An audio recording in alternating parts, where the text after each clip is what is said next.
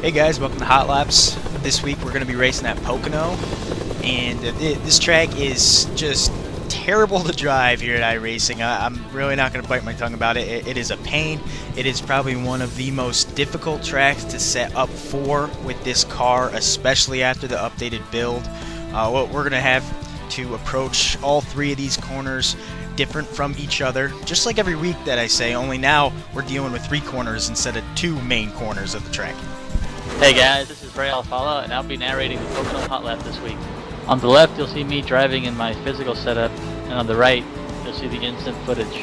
Alright, here we are coming off turn 3, getting a good run towards the line. As you can see, the front stretch is very long. This is a good place to get a run off that turn and maybe make a pass into turn 1. Turn 1 will be very, very bumpy, and pretty much on the high side or the low side, there's just going to be bumps everywhere. You're going to back off here right around this Pocono sign.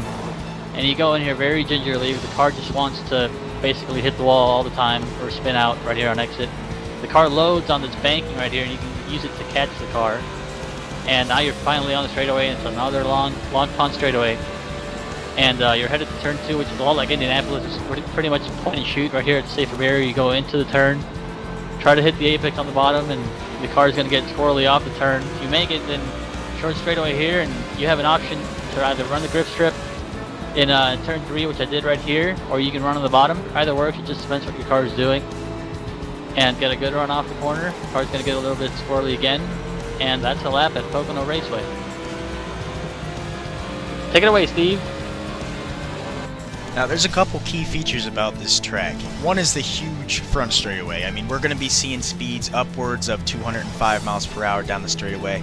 There's not too much draft, miles per hour speed increase as there is in real life. You can't really get a run on somebody down the straightaway. If 2 guys come off turn 3, nose to tail, and the guy behind isn't gaining any time on the guy in front of him, don't expect him to have too big of a run down the straightaway. They may stay right there. So it's definitely going to depend on how you get off your corners. You can't really depend on getting a run with the draft.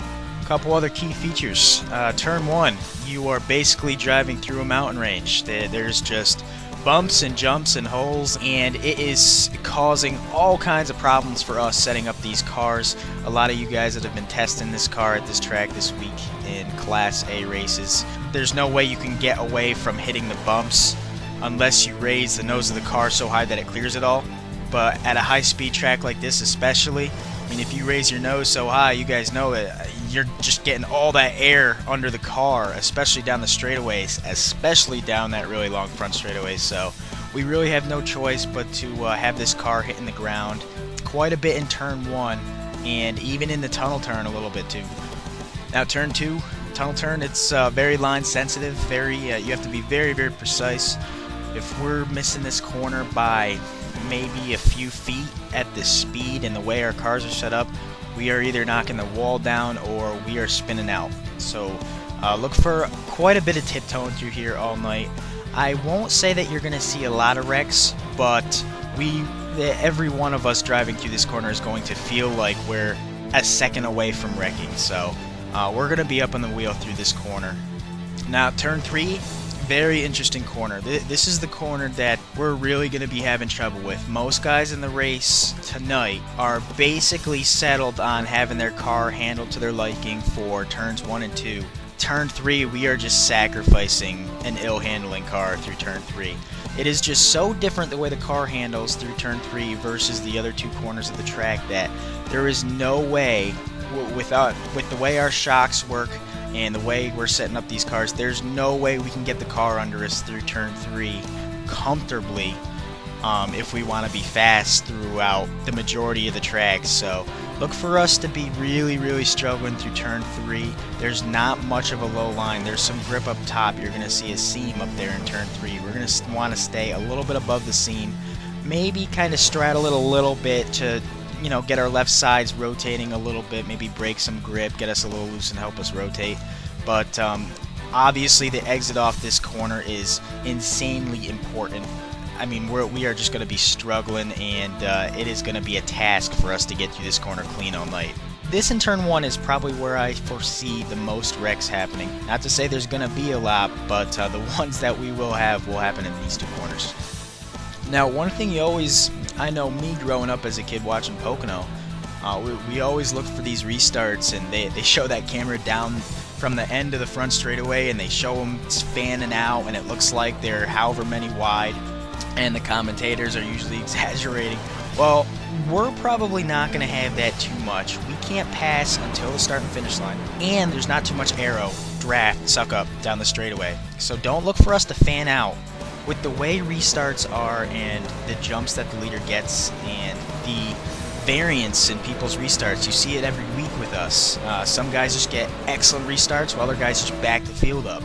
Well, now as soon as we cross the start and finish line, we're going to be making moves into turn 1, definitely. Turn 1 is bumpy, and it's probably going to wind up causing a mess at some point. We have to take that shot. There are 5 to 10 mile per hour differences sometimes in these restarts. It's hard not to take advantage, especially when you have so much space. You know, this isn't Richmond to Darlington or even Charlotte. There's no kink, it's all straight, and there's a ton of time for you to make a move and get a fender on somebody before turn 1. Don't expect pitting to be too much of a problem. If we have green flag pit stops like we had last week and the week before that, don't expect us to have too many problems. It's a flat surface. We're not coming down off much of a bank at all. There's a lot of room to get down.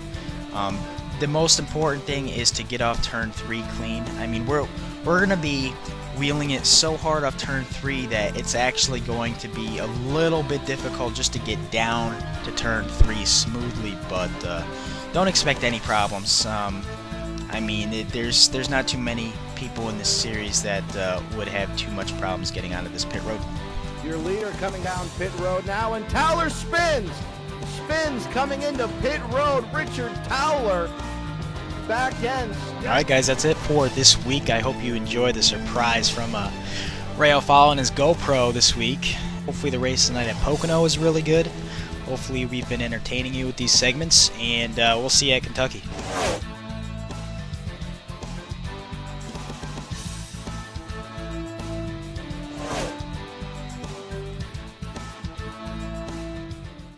Alright, as you enter turn 3, you have to make sure you get a good run off. Either the top or the bottom, it can work as long as you come up with a good run straight. You're going to go down the front stretch and pretty much just hold the line. Oh my god.